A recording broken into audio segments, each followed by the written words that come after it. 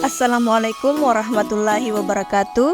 Saya Vita Yulianti, calon guru penggerak Angkatan 10 dari Kabupaten Kepulauan Selayar. Kali ini saya akan memaparkan aksi nyata modul 1.4 Budaya Positif. Tujuan pembelajaran dalam aksi nyata kali ini, calon guru penggerak dapat menyampaikan pembelajaran dari penerapan konsep inti dari modul budaya positif serta pemahaman mereka mengenai konsep-konsep inti dalam modul budaya positif. Berikut paparan aksi nyata saya.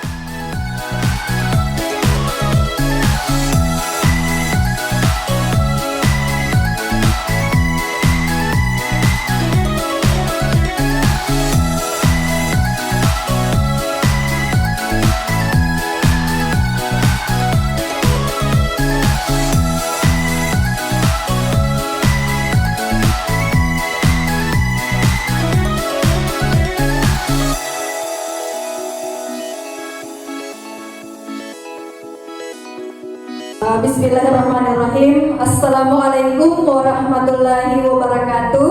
Waalaikumsalam warahmatullahi wabarakatuh. Alhamdulillahirabbil alamin. Puji syukur kita panjatkan kehadirat Allah Subhanahu wa taala karena dengan rahmat dan hidayahnya juala kita masih bisa diberi kesempatan untuk berkumpul di tempat kita ini guna melaksanakan kegiatan kita. Allahumma sholli ala Muhammad wa ala ali Muhammad. Tak lupa kita kirimkan kepada junjungan kita Nabiullah Muhammad sallallahu alaihi wasallam, nabi yang telah membawa kita dari zaman jahiliyah menuju ke zaman yang penuh dengan peradaban seperti yang kita rasakan sekarang ini. Terima kasih banyak saya haturkan sebesar-besarnya kepada rekan-rekan guru yang telah meluangkan waktunya selama kurang lebih 60 menit ke depan untuk menyimak diseminasi penerapan budaya positif di sekolah yang akan saya paparkan. Bapak Ibu guru, saya berada di depan di sini bukan berarti saya lebih hebat, saya lebih tahu atau saya lebih mampu, namun saya di sini ingin sharing atau berbagi sedikit ilmu yang telah saya peroleh selama mengikuti pendidikan guru penggerak yang telah saya ikuti kurang lebih 2 bulan belakangan ini. Selain itu, diseminasi penerapan budaya positif ini juga merupakan tugas di modul 1.4 pada program pendidikan guru penggerak. Ya, baiklah Bapak Ibu, kita mulai menyimak diseminasi menyebarkan pemahaman dan penerapan pengalaman budaya positif. Ya, sedikit saya bercerita. Kami di sini di pendidikan guru penggerak, kami telah berada di modul 1.4. Jadi kami telah melewati 4 modul, yaitu mulai dari modul 1.1 sampai ke modul 1.4, dan tugas diseminasi ini berada di modul 1.4, yaitu budaya positif. Namun sedikit saya akan menyinggung tentang modul 1.1 sampai modul 1.3. Ya, di modul 1.1 itu ada diajarkan kepada kami yaitu filosofis pendidikan Ki Hajar Dewantara. Ya, secara singkat saya sampaikan bahwa menurut Ki Hajar Dewantara, pendidikan dan pengajaran itu adalah guru menuntun segala kodrat yang ada pada anak untuk mencapai kebahagiaan dan keselamatan yang setinggi-tingginya, baik dia sebagai manusia maupun sebagai anggota masyarakat. Ya, jadi dalam pendidikan di Hajar Dewantara dikenal adanya trilogi pendidikan di Hajar Dewantara yang terdiri dari Ingarso Sungtulodo, bahwasanya itu guru berada di depan memberi contoh kepada peserta didiknya. Kemudian yang kedua, Ingmadia Mangunkarso, bahwasanya guru itu senantiasa berada di tengah memberi semangat kepada peserta didiknya. Kemudian Tukuri Handayani, bahwasanya guru berada di belakang memberi dorongan kepada peserta didiknya. Yang kemudian di modul 1.2 ada nilai dan peran guru penggerak. Jadi nilai guru penggerak itu ada berpihak kepada murid, kolaboratif, inovatif, mandiri, dan reflektif. Selanjutnya, peran guru penggerak itu adalah sebagai pemimpin pembelajaran, sebagai coach bagi guru lain, sebagai pendorong kolaborasi, mewujudkan kepemimpinan murid, dan penggerak komunitas praktisi. Ya, selanjutnya di modul 1.3 ada visi guru penggerak. Di sini kami diajarkan bagaimana caranya kita merumuskan sebuah visi sekolah. Ya, jadi merumuskan visi sekolah itu ada tahapannya. Tahapannya itu dikenal dengan tahapan Bagja. Ya, Bagja itu sendiri merupakan singkatan dari B itu adalah buat pertanyaan, A adalah ambil pelajaran, G adalah gali mimpi, J jabarkan rencana, dan yang terakhir A adalah atur eksekusi. Jadi kita merumuskan visi sekolah itu berdasarkan prakarsa perubahan yang telah kita buat. Jadi itulah sedikit saya singgung dari modul 1.1 sampai di modul 1.3. Iya, jadi konsep inti diseminasi penerapan budaya positif di sekolah, ada beberapa topik ya Bapak Ibu guru. Jadi di sini yang berkaitan dengan konsep inti budaya positif itu ada perubahan paradigma belajar, disiplin positif, kebutuhan dasar manusia, motivasi perilaku manusia, posisi kontrol restitusi, keyakinan kelas, dan segitiga restitusi. Ya, jadi selanjutnya kita akan membahas satu persatu topik-topik tersebut. Ya, sebagai pendahuluan di sini budaya positif itu apa?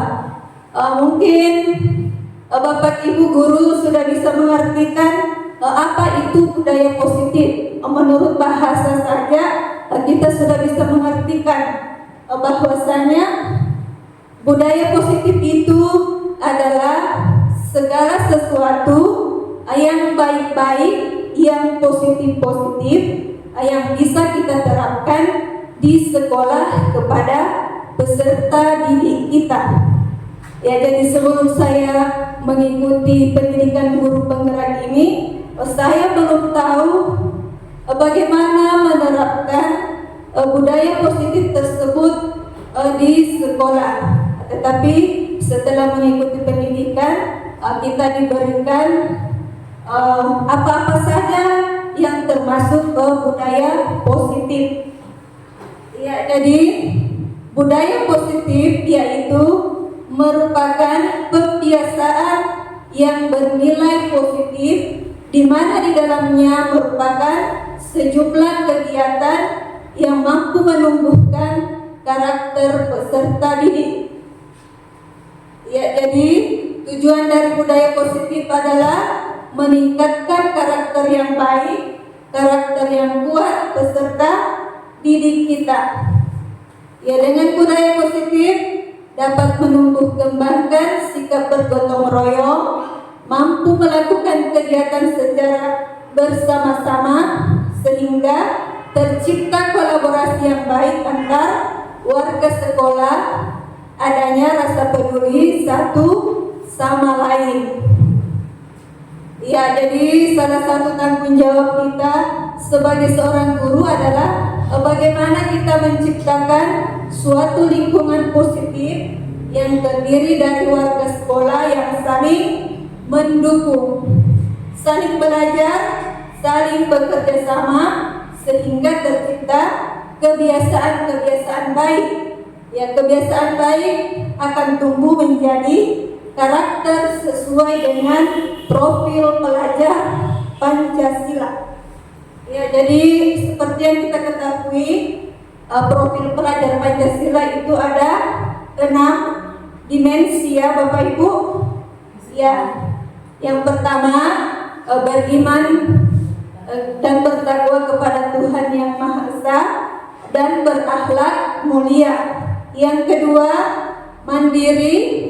Ketiga, bergotong royong, berkebinekaan global, bernalar kritis dan kreatif. Ya, selanjutnya kita akan bahas satu persatu dimensi-dimensi dari profil pelajar Pancasila. Ya, pada dimensi pertama yaitu beriman dan bertakwa kepada Tuhan Yang Maha Esa dan berakhlak mulia. Kerangka konsep dimensi ini sejalan dengan nilai religius yang telah dikembangkan dalam penguatan pendidikan karakter, ya, di mana muatannya meliputi hubungan individu dengan Tuhan, individu dengan sesama, dan individu dengan alam semesta. Ya. Selanjutnya, dimensi yang kedua adalah berkebinekaan global. Ya, dapat diartikan adanya rasa saling menghormati, adanya keberagaman. Kebinekaan global juga berarti toleransi terhadap perbedaan. Bagaimana kita menerapkan dimensi kebinekaan global di sekolah?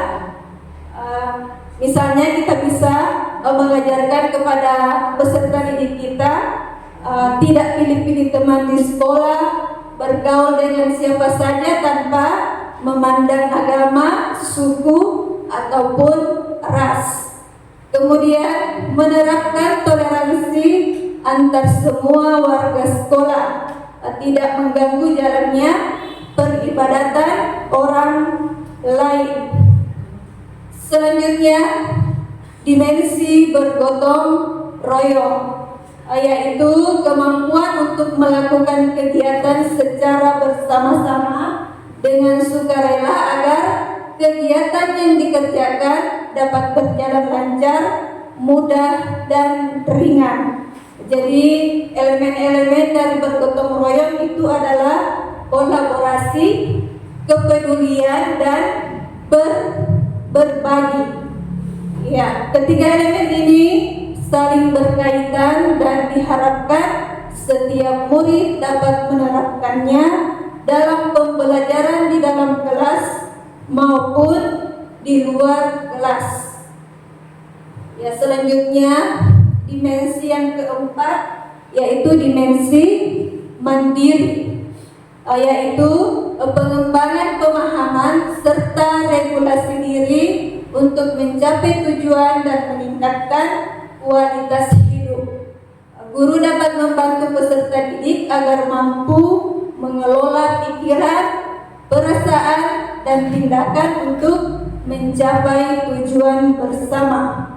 Jadi contoh-contoh sikap mandiri di sekolah yaitu peserta didik mampu mengatur waktu dengan baik, inisiatif dalam belajar, bertanggung jawab terhadap tugas-tugas akademik, mampu bekerja secara mandiri, mengembangkan keterampilan pemecahan masalah dan bertanggung jawab terhadap perkembangan diri sendiri.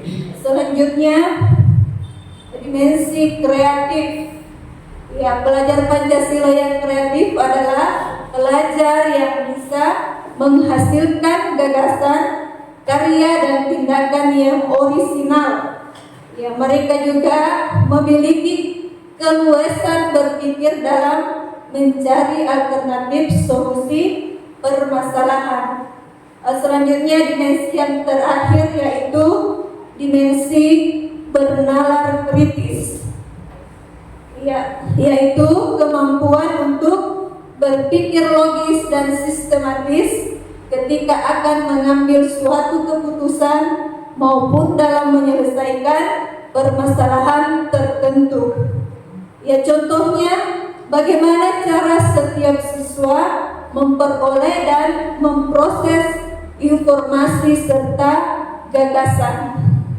Ya, menganalisis sekaligus mengevaluasi proses penalaran yang terjadi dalam pikiran, merefleksikan pemikiran dan proses berpikir itu sendiri, serta mengambil keputusan sebagai hasil dari proses berpikir, yaitu dimensi bernalar kritis.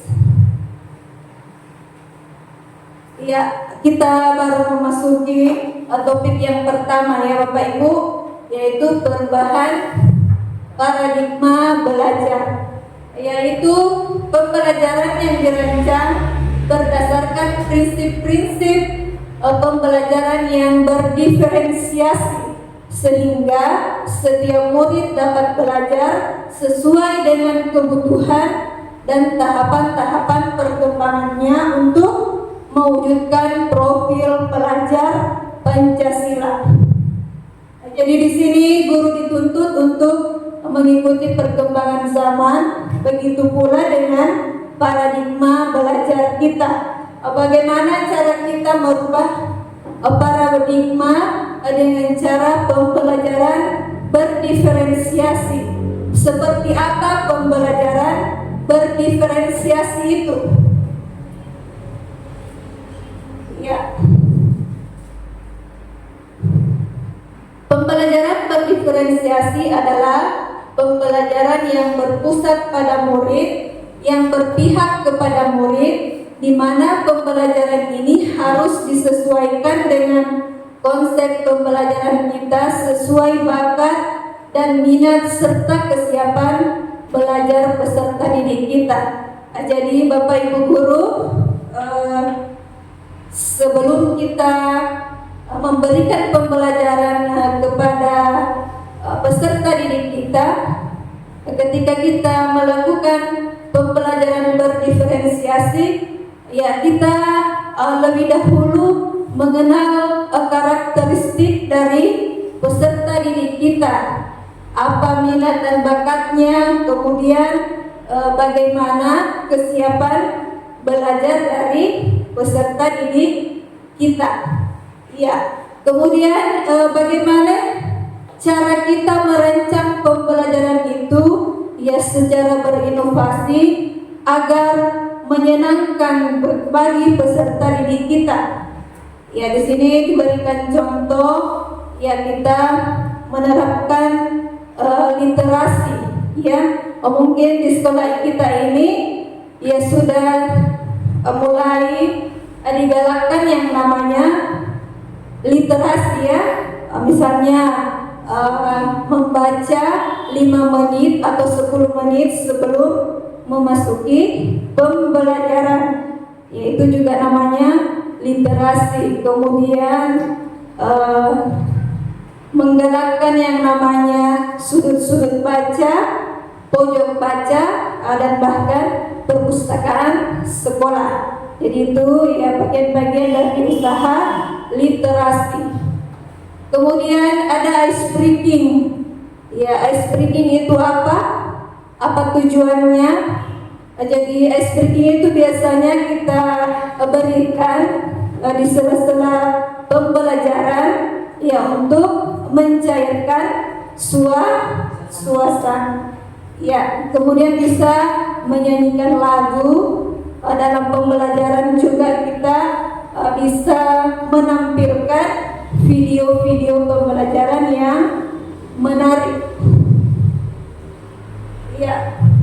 Jadi dengan melakukan pembelajaran berdiferensiasi tentunya akan memenuhi harapan peserta didik. Pembelajaran akan jauh lebih bermakna dan suasana proaktif akan terlaksana karena peserta didik terlibat langsung dalam proses pembelajaran sesuai dengan kodrat alam dan kodrat zaman. Ya, selanjutnya kita melangkah ke topik yang kedua, yaitu disiplin positif. Bapak Ibu, di sini ada 3 pertanyaan pemantik ya. Saya berharap Bapak Ibu bisa memberikan respon atau jawaban dari ketiga pertanyaan pemantik berikut yang terkait dengan disiplin positif.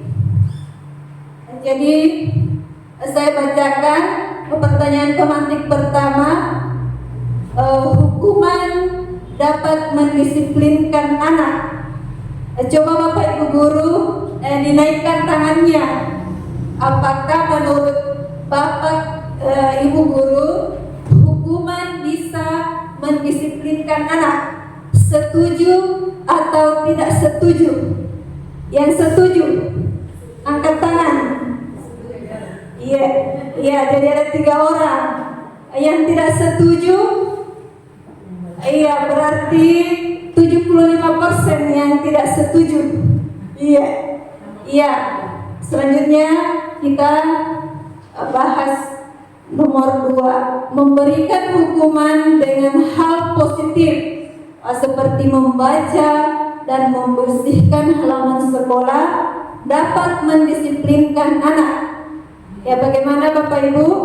Siapa yang setuju? Iya, kebalikannya yang tadi ya. Iya, jadi kita menghukum tetapi dengan hal yang positif. Ya, jadi 90% menjawab setuju.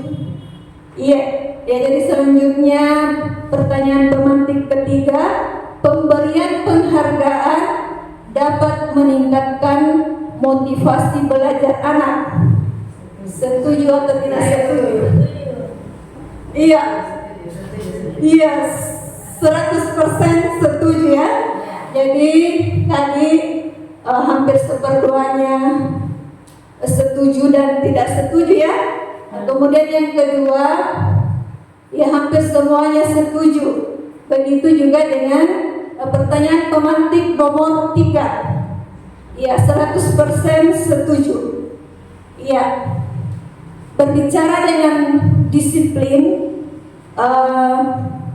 bahwasanya kita bisa mendisiplinkan diri atau mendisiplinkan peserta didik apabila itu merupakan motivasi intrinsik dari setiap individu. Jadi itu kata kuncinya ya Bapak Ibu, harus ada motivasi intrinsik, motivasi dari dalam diri peserta didik. Sekarang kita bahas satu persatu pertanyaan pemantik yang tadi. Hukuman dapat mendisiplinkan anak. Ya. Jadi Bapak Ibu, seorang peserta didik ketika dia mau berbuat disiplin karena hanya sekedar adanya hukuman, kedisiplinannya itu tidak akan terjadi atau berlangsung terus menerus. Mengapa? Karena dia mau disiplin karena sekedar ada hukuman yang diberikan oleh guru. Berarti itu ada dorongan ekstrinsik. Dan kata kuncinya ya harus ada motivasi intrinsik. Jadi seharusnya jawabannya itu nomor 1 adalah tidak setuju. Iya, jadi hukuman itu tidak dapat mendisiplinkan anak. Iya. Kemudian nomor 2, memberikan hukuman yang bersifat positif. Apakah ini bisa mendisiplinkan anak? Iya, jadi tergantung dari motivasi intrinsik individu. Iya. Misalnya ada anak atau murid yang biasanya terlambat datang ke sekolah. Ibu gurunya atau bapak gurunya memberikan hukuman yang bersifat positif. Pasti dia akan mengatakan, saya terlambat bisa aja deh karena aku suka membaca. Aku suka kalau disuruh membersihkan halaman sekolah. Berarti itu ada dorongan ekstrinsik.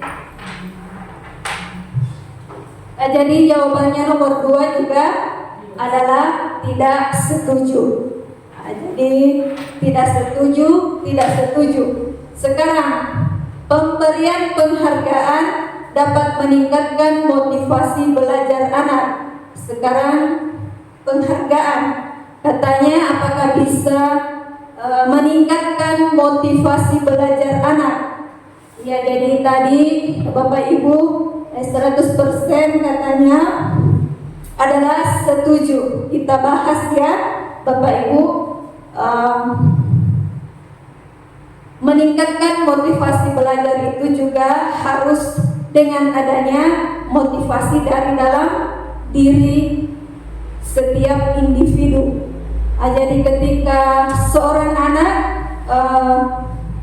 cuma ingin belajar, cuma ingin tahu kalau ada penghargaan atau hadiah, jadi itu bukan merupakan motivasi intrinsiknya, karena dia cuma mau mendapat hadiah sehingga dia mau belajar. Ketika tidak diberikan hadiah, maka dia akan malas belajar lagi.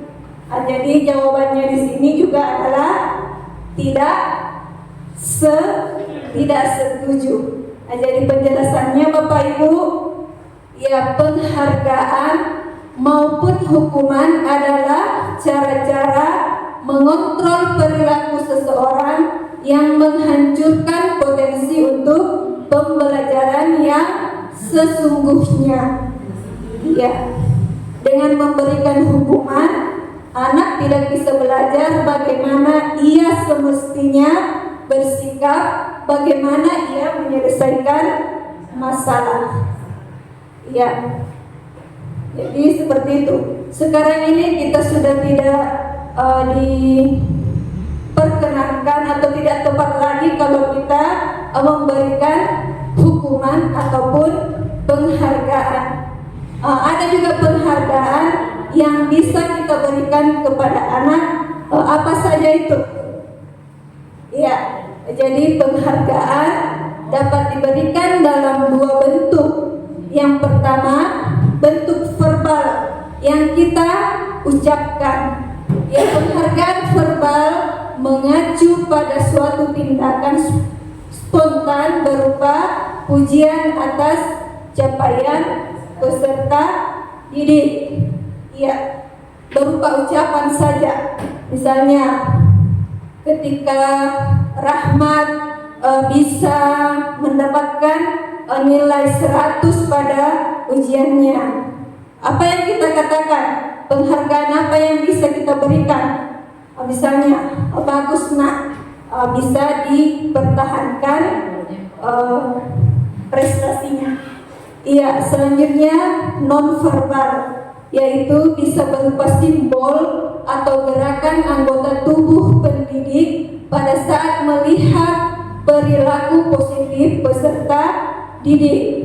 Misalnya menunjukkan ibu jari, kemudian menepuk bahu atau memberikan tepuk tangan, ya, dan sebagainya. Jadi itu bisa kita memberikan penghargaan, jadi penghargaan verbal dan non verbal. Ya. Ya, jadi sebagai pendidik tujuan kita adalah menciptakan peserta didik yang memiliki disiplin diri sehingga mereka berperilaku mengacu kepada nilai-nilai kebajikan universal dan memiliki motivasi intrinsik dalam perubahan perilaku ke arah yang lebih baik, yaitu disiplin positif. Ya, selanjutnya topik yang ketiga ya Bapak Ibu adalah kebutuhan dasar manusia. Jadi di sini judulnya adalah kebutuhan dasar manusia. Tidak dikhususkan kebutuhan dasar peserta didik, tetapi kebutuhan dasar manusia, kebutuhan dasar peserta didiknya, kebutuhan dasar gurunya, kebutuhan dasar kepala sekolahnya. Jadi di sini ada 5 kebutuhan dasar manusia. Jadi kita cari tahu dulu apa itu kebutuhan dasar manusia, yaitu segala sesuatu yang kita lakukan untuk mendapatkan apa yang kita inginkan. Iya, selanjutnya ya ini 5 kebutuhan dasar manusia. Yang pertama yaitu bertahan hidup. Kemudian yang kedua kasih sayang dan rasa ingin diterima. Yang ketiga penguasaan. Yang keempat kebebasan dan kesenangan. Silakan Bu. Ya, kita akan bahas satu persatu kebutuhan dasar manusia. Ya, yang pertama kebutuhan dasar bertahan hidup atau survival. Ya, jadi kebutuhan bertahan hidup adalah kebutuhan yang bersifat fisiologis untuk bertahan hidup, misalnya kesehatan, rumah dan makanan. Ya, jadi di waktu kita bersekolah dulu di pelajaran ekonomi ya, kita belajar yang namanya kebutuhan primer, kebutuhan yang wajib terpenuhi. Ya, inilah bertahan hidup, kebutuhan bertahan hidup. Jadi contohnya sandang, pangan, papan. Ya. Selanjutnya kebutuhan biologis. Ya, juga sebagai bagian dari reproduksi termasuk kebutuhan untuk tetap bertahan hidup. Saya berikan contoh kasus di sini ya. Anak yang sering merampas makanan temannya di sekolah. Ketika guru bertanya, "Mengapa kamu merampas makanan temanmu?" Dia akan menjawab, "Saya lapar, Bu." Iya, saya lapar, Pak. Berarti dia sedang memenuhi kebutuhan dasarnya sebagai kebutuhan dasar bertahan hidup. Iya, selanjutnya kebutuhan dasar kasih sayang dan rasa diterima atau love. Ya, kebutuhan ini adalah kebutuhan untuk disayangi dan diterima, meliputi kebutuhan akan hubungan dan koneksi sosial, kebutuhan untuk memberi dan menerima kasih sayang, dan kebutuhan untuk merasa menjadi bagian dari suatu kelompok. Jadi anak-anak yang memiliki kebutuhan dasar seperti ini biasanya dia ini tinggi rasa ingin disukainya dan diterima oleh lingkungannya. Contoh kasus seperti yang tadi, anak yang sering merampas makanan temannya. Ketika dia ingin memenuhi kebutuhan dasar manusianya sebagai kebutuhan dasar kasih sayang dan ingin diterima, Ketika kita bertanya, mengapa kamu merampas makanan temanmu? Dia akan menjawab, ya saya senang teman memperhatikan saya. Ketika temannya itu melaporkannya kepada guru melaporkannya kepada orang tuanya akan memperhatikan dia. Berarti di sini dia sedang berusaha memenuhi kebutuhan dasar rasa kasih sayang dan ingin diterima. Ya, selanjutnya kebutuhan dasar penguasaan atau power, yaitu kebutuhan pengakuan atas kemampuan. Kebutuhan ini berhubungan dengan kekuatan untuk mencapai sesuatu, menjadi kompeten, menjadi terampil, diakui atas prestasi dan keterampilan kita, didengarkan dan memiliki rasa harga diri, yaitu kebutuhan dasar penguasaan. Kalau kita telisik, berarti anak ini bisa kita anggap sebagai anak yang pintar, ya. Iya, karena dia selalu ingin menjadi pemimpin, dia ingin selalu menjadi terampil. Ya, jadi anak-anak yang memiliki kebutuhan dasar akan penguasaan yang tinggi biasanya selalu ingin menjadi pemimpin. Mereka juga suka mengamati sebelum mencoba hal baru dan merasa kecewa jika melakukan kesalahan.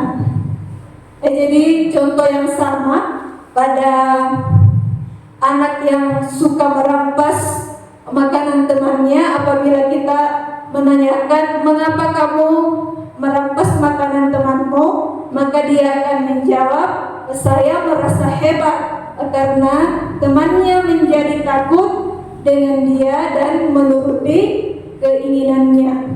Berarti dalam hal ini anak tersebut sedang ingin memenuhi kebutuhan dasar atas kekuasaan. Ya. Selanjutnya kebutuhan dasar akan kebebasan atau freedom. Jadi kebutuhan untuk bebas adalah kebutuhan akan kemandirian, otonomi, memiliki pilihan dan mampu mengendalikan arah hidup seseorang. Anak-anak dengan kebutuhan kebebasan yang tinggi menginginkan pilihan. Mereka perlu banyak bergerak, suka mencoba-coba, tidak terpengaruh orang lain dan senang mencoba hal baru. Ya, contoh pada kasus anak yang merampas makanan temannya. Kalau kita tanya, mengapa kamu merampas makanan temanmu? Dia akan menjawab, karena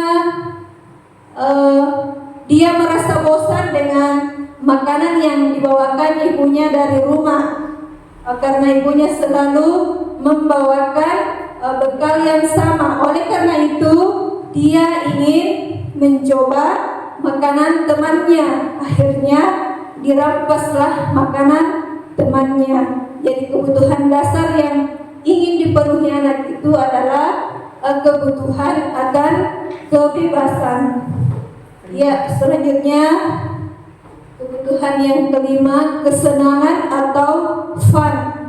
Ya, kebutuhan akan kesenangan adalah kebutuhan untuk mencari kesenangan, bermain dan tertawa. Bayangkan hidup tanpa kenikmatan apapun betapa menyedihkan. Anak-anak dengan kebutuhan dasar kesenangan yang tinggi biasanya ingin menikmati apa yang dilakukan. Ya, contoh dalam kasus anak yang merampas makanan temannya, apabila anak tersebut ditanya, maka akan menjawab, ya, dia melakukannya karena iseng saja, dan dia ingin menikmati ekspresi wajah temannya yang kesal karena diambil makanannya. Ya, maka anak tersebut sedang memenuhi kebutuhan dasar akan kesenangan. Jadi itulah 5 kebutuhan dasar manusia, mulai dari bertahan hidup, rasa ingin dicintai dan kasih sayang, kemudian penguasaan, kebebasan dan kesenangan. Jadi sudah menjadi tugas kita Bapak Ibu sebagai pendidik adalah bagaimana mengenali kebutuhan-kebutuhan dasar peserta didik kita.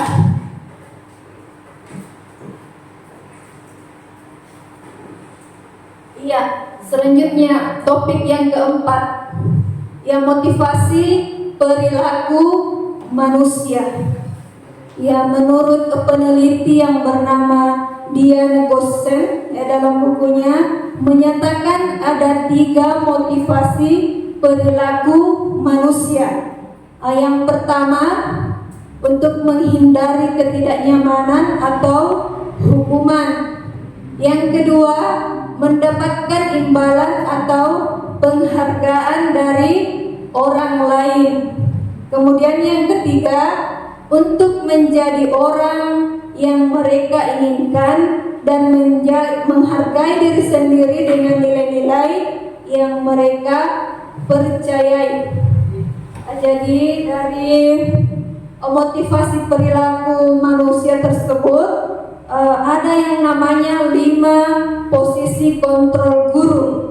Iya, jadi apakah guru itu posisinya sebagai penghukum, pembuat merasa bersalah, sebagai teman, sebagai pemantau atau sebagai manajer? Jadi di sini saya akan memberikan sebuah contoh kasus supaya kita memahami yang mana yang disebut dengan 5 posisi kontrol guru tersebut.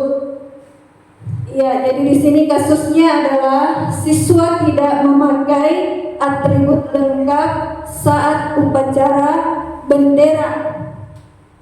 Apabila ada guru yang berkata hormat pada bendera selama 1 jam, berarti posisi kontrol guru tersebut adalah sebagai penghukum. Ya, posisi penghukum biasanya berbicara dengan nada yang tinggi, menghardik, menunjuk-nunjuk. Nampaknya murid akan cenderung memberontak, bahkan menyimpan dendam. Yaitu posisi kontrol sebagai penghukum. Ya. Kemudian yang kedua, ketika ada guru yang berkata dengan kasus tersebut, berapa kali ibu bapak harus memberitahu kamu? Kamu selalu saja mengecewakan ibu bapak. Posisi kontrol guru tersebut adalah sebagai pembuat merasa bersalah. Ya, posisi ini berbicara dengan bahasa yang tenang, cenderung lembut, namun kata-kata yang dikeluarkan membuat murid merasa bersalah, merasa menjadi orang yang gagal, merasa tidak berharga, dan merasa tidak bisa menyenangkan orang lain, dan murid akan menyimpan emosi negatif dalam dirinya, yaitu posisi kontrol sebagai pembuat merasa bersalah. Iya. Selanjutnya, ketika guru ada yang mengatakan, ayo dong ikuti aturan sekolah, tolong bantu ibu bapak ya sekali ini. Ya sudah, tidak apa-apa, lain kali jangan sampai berbuat seperti ini lagi ya. Jadi posisi kontrol ini adalah sebagai teman. Ya, dalam posisi teman, guru berbicara dengan suara ramah, akrab, cenderung bersenda gurau untuk menjaga suasana tetap santai. Murid akan merasa senang, aman, dan akrab kepada guru. Ya, identitas yang tercipta adalah identitas sukses atau berhasil. Namun perlu diingat, karena ini dorongan eksternal, maka ada faktor ketergantungan kepada orang tertentu. Anak akan berperilaku baik kepada orang-orang tertentu saja. Ya. Kemudian selanjutnya ketika guru mengatakan kamu sudah melanggar peraturan sekolah, kamu tahu konsekuensinya. Setelah upacara kamu beli atributnya ke koperasi dan jangan diulangi lagi. Posisi kontrol ini adalah sebagai pemantau. Ya, posisi pemantau atau posisi mengawasi. Ya, ketika mengawasi, guru bertanggung jawab atas perilaku murid-murid yang diawasi. Posisi pemantau berdasarkan peraturan-peraturan dan konsekuensi. Dengan menggunakan sanksi konsekuensi, guru dapat memisahkan hubungan pribadi dengan murid. Ya, ini yang terakhir. Ketika guru mengatakan, apakah kamu tahu kesalahanmu? Kira-kira bagaimana kamu memperbaiki kesalahanmu? Ya, ini adalah posisi kontrol sebagai manajer. Ya, posisi manajer adalah posisi yang disarankan untuk membimbing murid, memiliki disiplin positif mandiri, bertanggung jawab. Ya, guru akan tulus memberikan pertanyaan-pertanyaan bermakna sehingga murid belajar dari kesalahannya dan mencari sebuah solusi untuk menyelesaikannya. Coba Bapak Ibu guru, setelah kita membahas 5 posisi kontrol guru tadi, kira-kira Bapak Ibu guru berada di posisi yang mana? Apakah Ibu sebagai penghukum? Apakah sebagai pembuat merasa bersalah? Sebagai teman? Iya. Iya, manajer. Ya, kita harus berlaku sebagai seorang manajer. Iya. Karena itu yang keempat tadi, ada semua motivasi ekstrinsiknya. Iya. Iya, ini penjelasannya. Dari kelima posisi kontrol tersebut, yang harus diterapkan oleh kita sebagai guru adalah posisi manajer. Ya, di mana di posisi ini guru berbuat sesuatu bersama dengan murid, mempersilahkan murid mempertanggungjawabkan perilakunya, mendukung murid agar dapat menemukan solusi atas permasalahannya sendiri.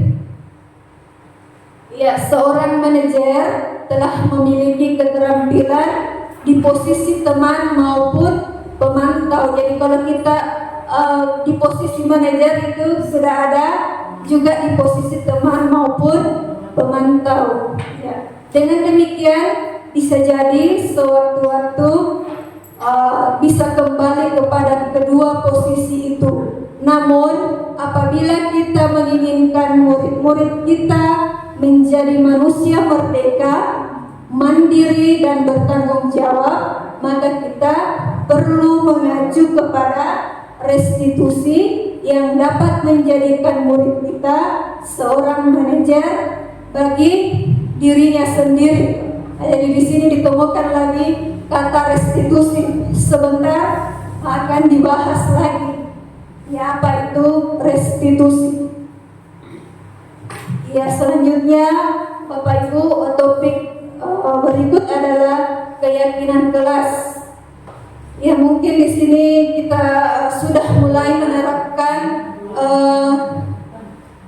tentang keyakinan kelas ya. Bagaimana kita membuat peraturan kelas menjadi keyakinan kelas.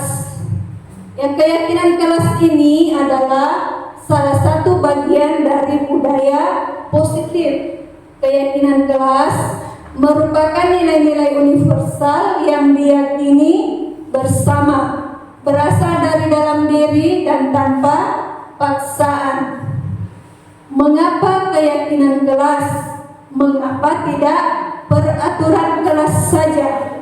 Ya, menurut peneliti Gosen 1998 bahwa suatu keyakinan akan lebih memotivasi seseorang dari dalam atau memotivasi secara intrinsik. Motivasi intrinsik merupakan suatu keinginan dari seorang individu untuk mengerjakan sesuatu, di mana hal tersebut dikarenakan adanya faktor dorongan yang berasal dari dalam diri sendiri tanpa dipengaruhi dengan orang lain sebagai hasrat guna meraih tujuan tertentu. Selanjutnya, apa itu tujuannya membuat keyakinan kelas? Ya, dengan membuat keyakinan kelas, ya diharapkan semua peserta didik memiliki kesadaran dalam berpikir, berucap, dan bertindak sesuai dengan keyakinan yang telah disepakati. Ya, jadi mungkin kita sekedar mengulang kembali bagaimana kita merumuskan keyakinan kelas. Ada 3 tahapannya. Yang pertama, guru meminta semua murid di kelas untuk menuliskan apa saja aturan yang perlu disepakati bersama di kelas. Misalnya ya, kita membuat peraturan kelas terlebih dahulu. Apabila seorang peserta didik yang kita tanya, coba anak-anakku sekalian sebutkan atau kemukakan peraturan kelas yang akan kita jadikan keyakinan kelas. Pasti ada anak akan menjawab, tidak boleh datang terlambat, Bu. Tidak boleh nakal, Bu. Tidak boleh makan di dalam kelas ketika proses pembelajaran. Tidak boleh apalagi yang lain. Jadi yang bersifat negatif itulah yang akan kita rubah sebentar menjadi kalimat positif, dan itulah yang akan menjadi keyakinan kelas. Contohnya tadi, tidak boleh datang terlambat, Bu. Ketika kita merubahnya menjadi kalimat positif, apa jadinya? Iya, datang atau hadir di sekolah tepat waktu. Iya. Kemudian kalau misalnya tidak boleh makan di kelas, apa kalimat positifnya? Menghargai, yaitu salah satu dari menghargai orang lain ya. Ketika kita tidak makan di kelas, berarti harus menghargai orang lain. Berarti kalimat positifnya menjadi menghargai orang lain. Orang lain itu ada teman, ada guru, ya. Seperti itu contoh merubah peraturan kelas menjadi sebuah keyakinan kelas.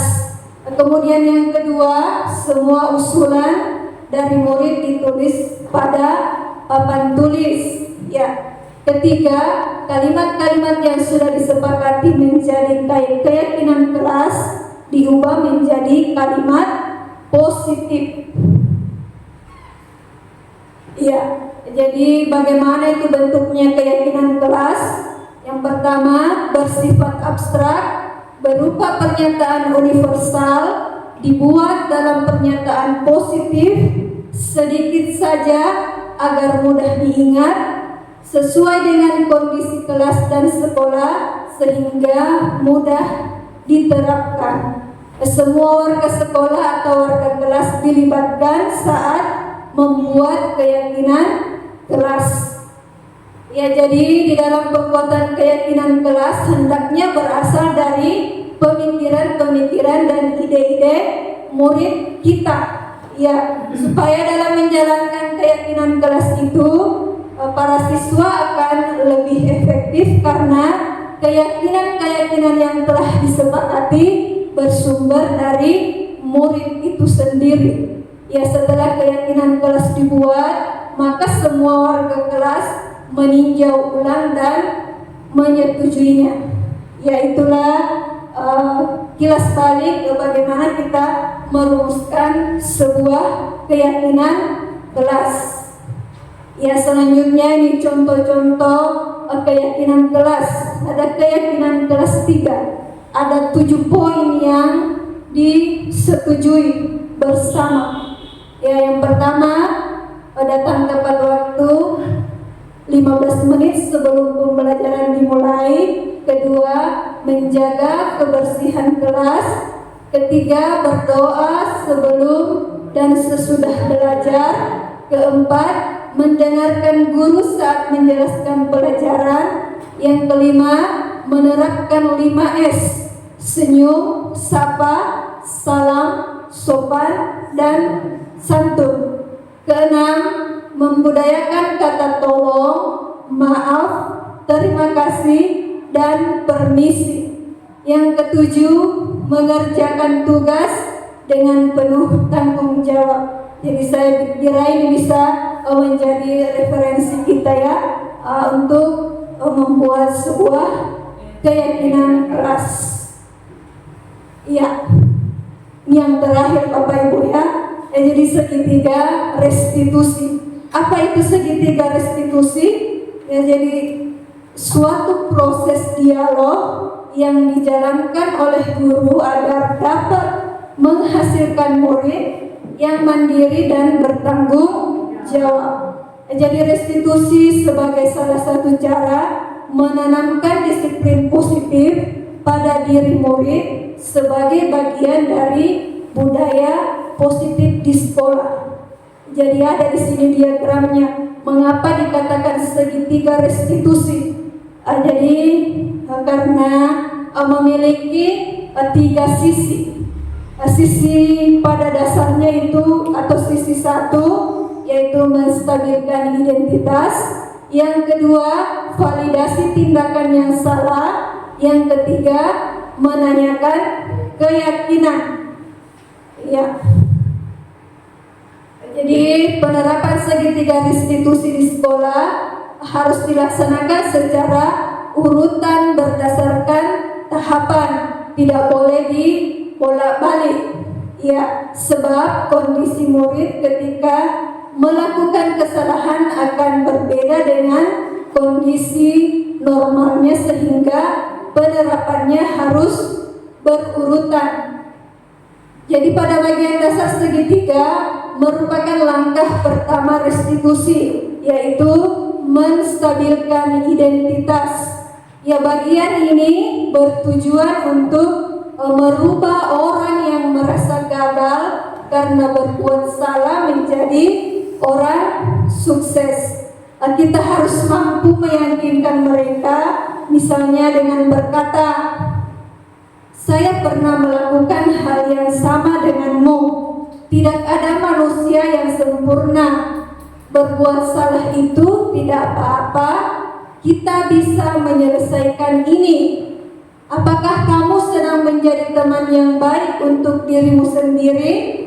Kalau kita mengatakan kalimat-kalimat di atas akan sangat sulit, bahkan hampir tidak mungkin seorang anak untuk tetap membangkang.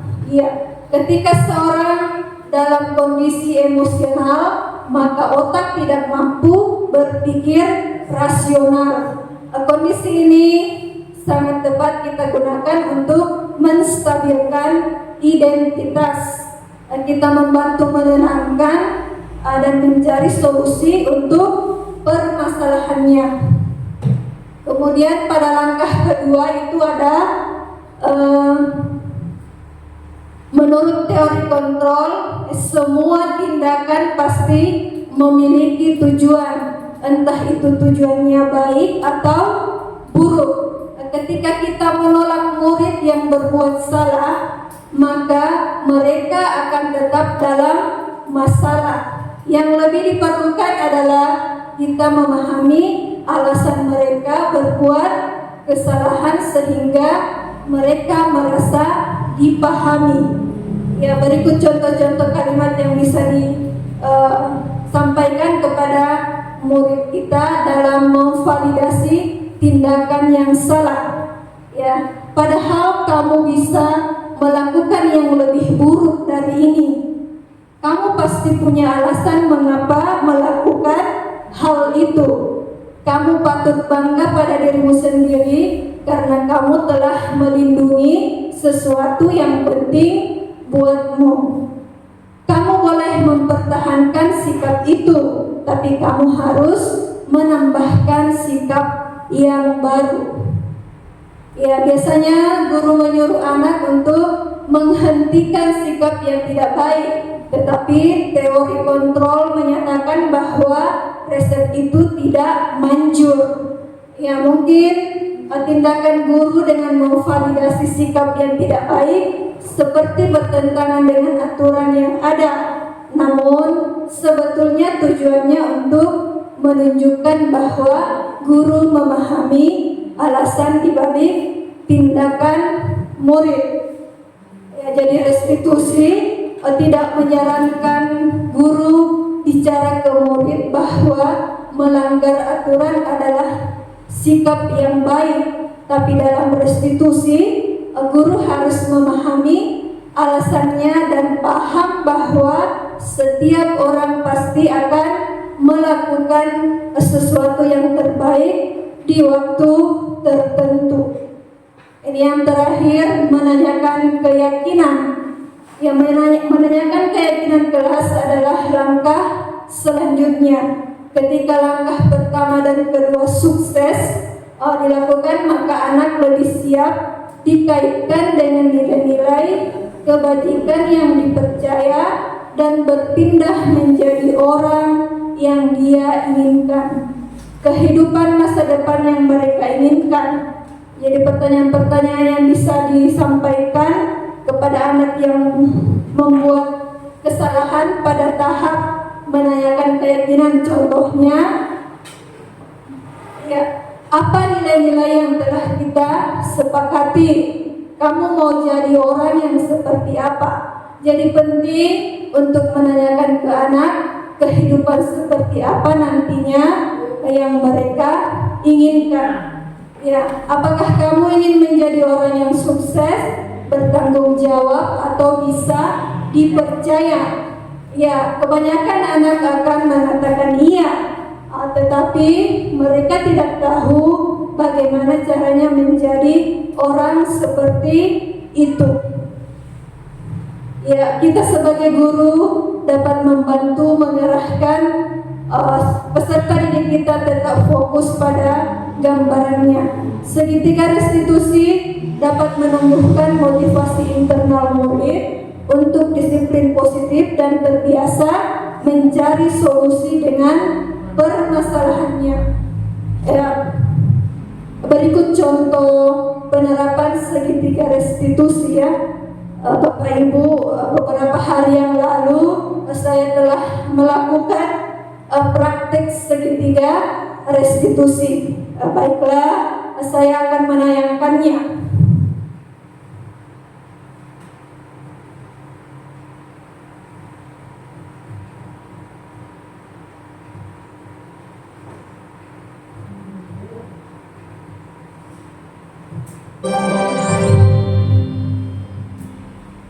Assalamualaikum warahmatullahi wabarakatuh. Saya Fia Bisa disimak ya Bapak Ibu. Angkatan 10 dari Kabupaten Kepulauan Selayar, Provinsi Sulawesi Selatan. Kali ini saya akan memaparkan tugas demonstrasi kontekstual modul 1.4 budaya positif. Adapun tujuan pembelajaran dalam demonstrasi kontekstual kali ini adalah calon guru penggerak dapat mempraktikkan pemahaman mereka tentang penerapan segitiga restitusi dengan murid di sekolahnya.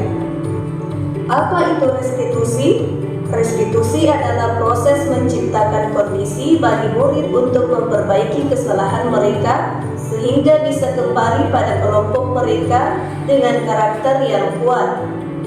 Restitusi juga merupakan proses kolaborasi yang mengajarkan murid untuk mencari solusi dari masalah mereka dan membantu murid berpikir tentang orang seperti apa yang mereka inginkan dan bagaimana mereka harus memperlakukan orang lain. Segitiga restitusi adalah suatu proses dialog yang dijalankan oleh guru atau orang tua agar dapat menghasilkan murid yang mandiri dan bertanggung jawab. 3 langkah penerapan segitiga restitusi.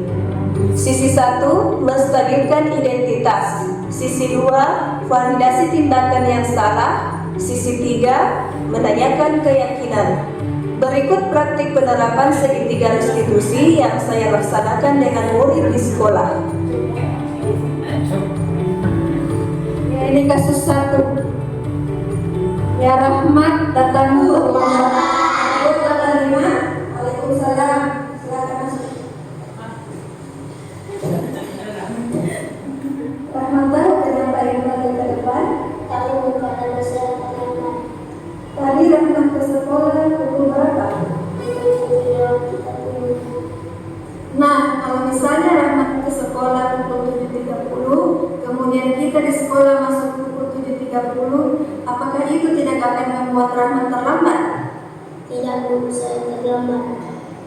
Iya, kita di sini sama-sama manusia biasa, sering melakukan kesalahan. Saya juga sebagai guru pernah terlambat sehingga ibu terlambat masuk ke kelas.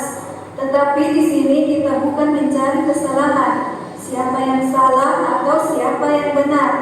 Kita akan mencari solusi bagaimana supaya Rahmat tidak ada terlambat lagi ke depannya. Iya, Bu. Apa alasan Rahmat akan terlambat hari ini? Saya bangun kesiangan. Kenapa bisa bangun kesiangan? Saya tidur malam karena bermain game, main HP sampai lupa waktu. Oh, jadi Rahmat tidur kemalaman karena main HP dan main game. Apakah dengan datang terlambat itu sudah termasuk mematuhi keyakinan kelas kita, Rahmat? Tidak, Bu, saya melanggar keyakinan kelas. Rahmat masih ingat apa keyakinan kelas kita? Masih, Bu, salah satu di antaranya adalah siswa berusaha hadir tepat waktu. Nah, karena Rahmat masih ingat, kira-kira langkah apa yang Rahmat lakukan supaya tidak terlambat lagi datang ke sekolah? Tidur lebih awal dan mengurangi main HP, memasang alarm atau meminta kakak untuk membangunkanku. Kapan Rahmat akan mulai melakukannya? Mulai malam ini, Bu. Bagus, Rahmat sudah berusaha untuk menjadi lebih baik. Ibu doakan semoga Rahmat selalu mematuhi peraturan sekolah ya. Iya, Bu. Yaitu kasus 1, sekarang kasus 2. Rahmat terlihat sedang mengunyah makanan di saat proses pembelajaran. Bagaimana kebahagiaan Rahmat hari ini? Baik, Bu. Jadi kita menstabilkan identitas terlebih dahulu. Proses pembelajaran, Bu. Apa Rahmat tahu kalau makan saat proses pembelajaran itu salah atau benar? Salah, Bu. Ibu juga tahu kalau makan itu adalah suatu kebutuhan. Ibu juga tahu kalau lapar pasti makan. Tapi kita juga harus tahu kapan kita harus makan. Memangnya Rahmat tidak sarapan tadi pagi? Tidak, Bu. Kenapa tidak sarapan? Kalau saya sarapan, Bu, maka saya akan terlambat ke sekolah, Bu. Memangnya Rahmat bangun pukul berapa? 6.50. Kau tidak sempat sarapan? Setelah saya bangun tidur, saya menonton TV baru mandi, Bu. Oh begitu. Apa yang Rahmat lakukan itu benar. Buru-buru ke sekolah supaya tidak terlambat datang. Yang ibu pertanyakan, apakah Rahmat masih ingat dengan keyakinan kelas kita? Masih, Bu. Nah, apakah makan di dalam kelas sementara proses pembelajaran termasuk menghargai orang lain? Tidak, Bu. Di sini ibu tidak akan mencari kesalahan siapa yang salah dan siapa yang benar. Tetapi di sini ibu dan Rahmat sama-sama mencari solusi bagaimana caranya supaya tidak makan di kelas lagi. Saya akan bangun lebih awal dan sarapan sebelum berangkat ke sekolah, Bu. Bagus. Kalau Rahmat mau berusaha untuk menjadi lebih baik, ibu doakan semoga Rahmat menghargai. Iya, Bu. Kalau begitu, Rahmat boleh keluar sekarang.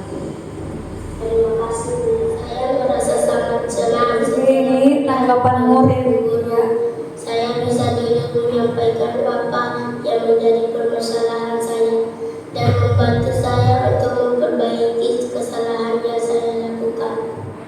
Demikian. Ya, baiklah Bapak Ibu Guru, dengan berakhirnya penayangan praktek segitiga restitusi tadi, maka berakhirlah diseminasi penerapan budaya positif di sekolah yang saya paparkan hari ini.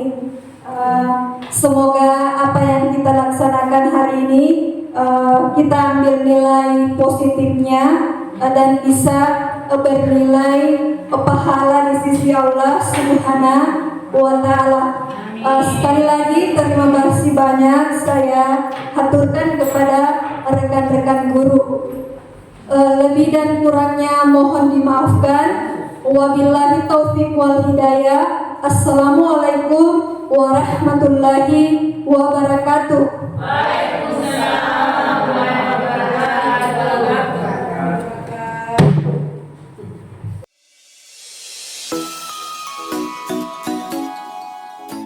Demikianlah pemaparan aksi nyata modul 1.4 Budaya Positif.